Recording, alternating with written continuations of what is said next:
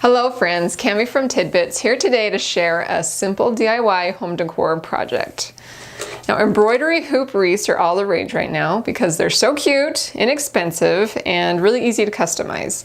I got the itch to make one when I found these wood-like floral stems from Hobby Lobby. Now they're made of foam but look like wood, and I thought the tones would look really nice together.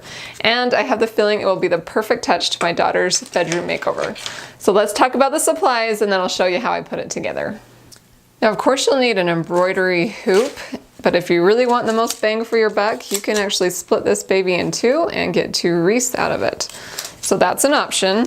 To adhere them to the embroidery hoop, I'm going to use a mixture of hot glue, and I found this waxed cording at Hobby Lobby as well. You can use a floral wire, but I thought this would fit the tones of the wreath better, so I'm going to give that a try. You'll of course need some scissors. These are wood and easy to snip, but if you have wire florals, you'll want a wire cutter. And then just get yourself a mix of florals and filler that you think would go good together.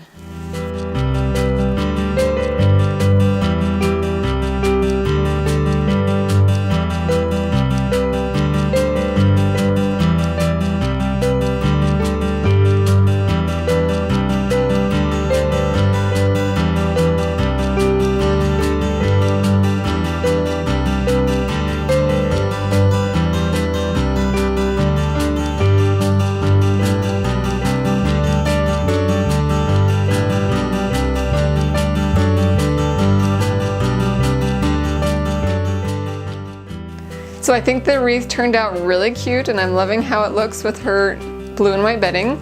I'm gonna get it hung up on her canopy and show you, and then I've got one more pillow I'm dying to make.